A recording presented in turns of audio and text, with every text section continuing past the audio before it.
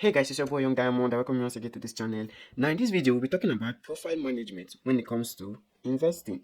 Now, when you invest your hard-earned money, you want it to grow and meet financial goals. So, portfolio management is the process of making smart decisions about how to invest your money across different assets. We have the stocks, bonds, real estate, and other investment products. So, to balance risk and return, whether you're just starting out or looking to refine your strategy, understanding the basics of portfolio management is always essential. Now, let me break this down a little bit. Now, first, what is portfolio management?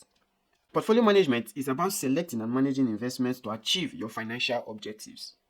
So it involves deciding which assets to include in your portfolio, how much of each to hold, and adjusting those holdings over time based on changes in your goals, risk tolerance, and also market condition. But the ultimate aim, is to achieve an optimal balance between risk and your reward. So making sure you have a diversified mix and suits your financial goals and timeline, and that is the ultimate aim. Now, there are some key components of portfolio management that you need to understand before you start creating your portfolio. So portfolio management revolves around some certain key components that is paramount that you need to understand. The first is asset allocation, which we've talked about in our previous videos. Asset allocation refers to how you divide your investments among different assets classes, like stocks, bond, real estate, cash, and other derivatives. That's what talks about asset allocation. So a well-balanced portfolio typically has a mix, of these assets spread across board, to mitigate against risk. Now, for example, stocks tend to offer higher returns, but they come with higher risk. Bonds, on the other hand, are more stable but provide lower returns. So it depends on you, on what you want to do. You go for stocks with higher returns, but the risks are higher, or bonds which are more stable but the returns are lower. So that is what asset allocation talks about. Now, another thing you need to put at the back of your mind when it comes to portfolio management is diversification. So, diversification is the strategy of spreading your investment across various sectors, industries, and geographical regions to reduce the risk of a total loss. So, now instead of putting all your money into technology stocks, you might invest in combination of tech stocks, consumer goods stocks, healthcare, energy, international markets. This way, if one sector performs poorly, others may help offset those losses, and it has been proven, to be way more effective. Another thing again about portfolio management that we need to still consider before creating your portfolio is your risk management.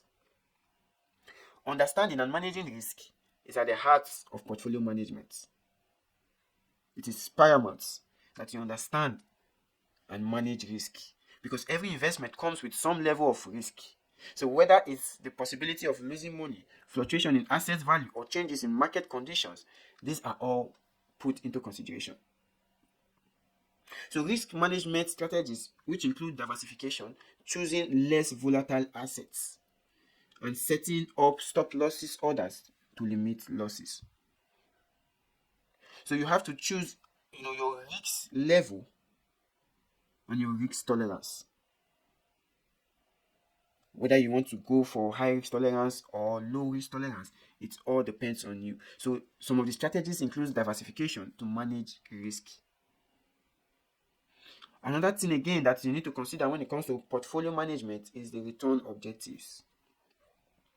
Every investor has return objectives, which refers to the amount of return they expect to achieve over a certain period of time. This can depend on factors like your time frame and risk tolerance. These factors affect your return objective because it determines what comes to you based on your risk tolerance and the time frame of your investment.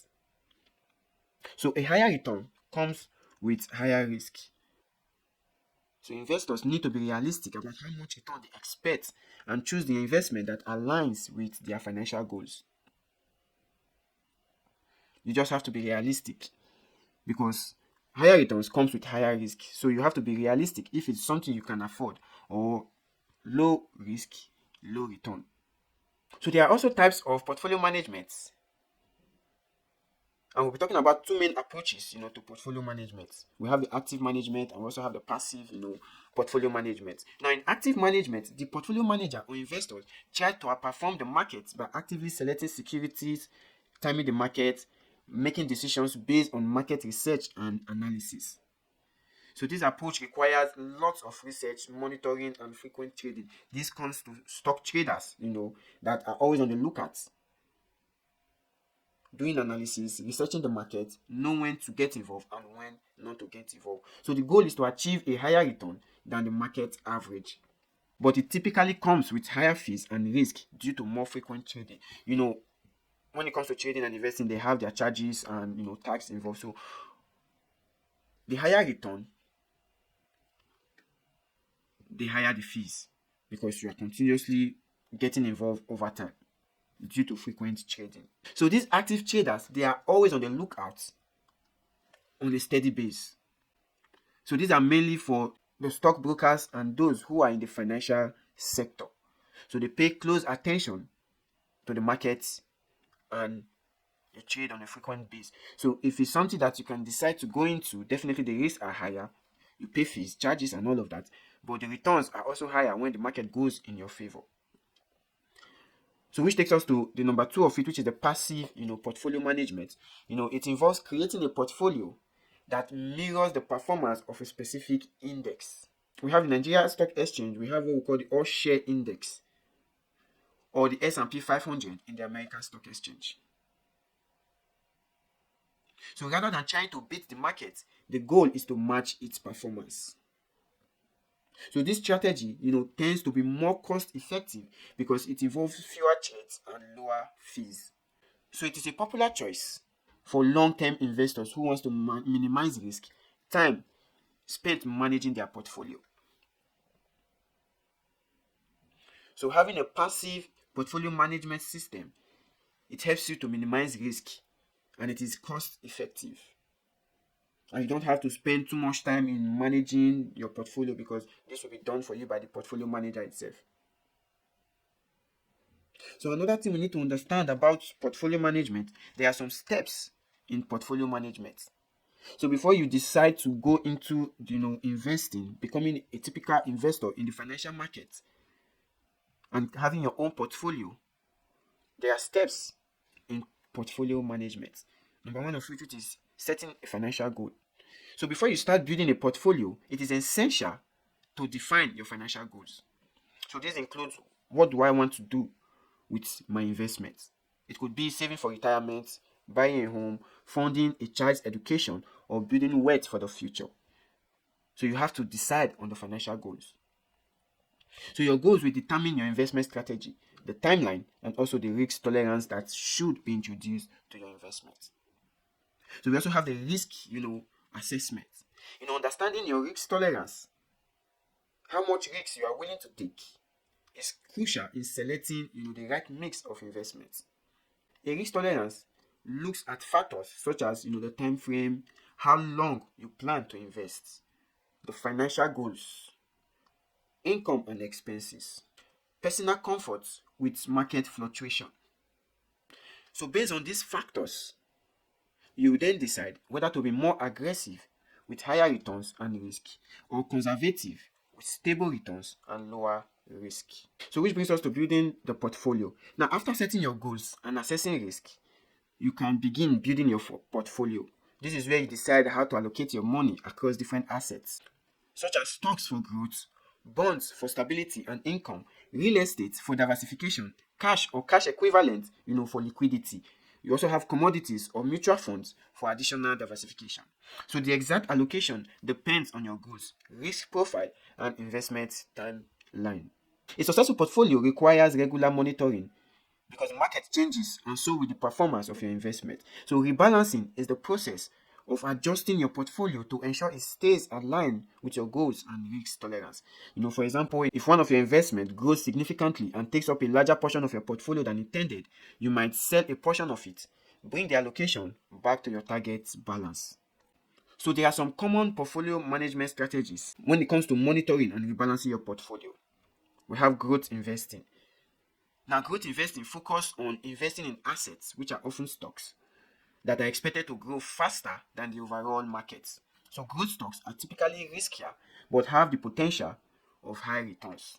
So this strategy is often favored by investors who are willing to take on more risk in exchange for higher returns, especially over a long period of time. So income investing. Income investing focuses on generating regular income through dividend or interest. It usually it's usually associated with bonds, dividend paying stocks, and also real estate. So this strategy is ideal for investors who want steady and predictable income, like retirees or those who are seeking to supplement their income. So we also have the value investing. So value investing involves purchasing assets that are undervalued by the market, meaning they are trading for less than their intrinsic value. The idea is that over time, these investments will appreciate as the market realizes their true worth. So, which is why investors like Warren Buffett are famous for using this strategy, which often involve patience and a long-term time frame and a long-term investment time frame.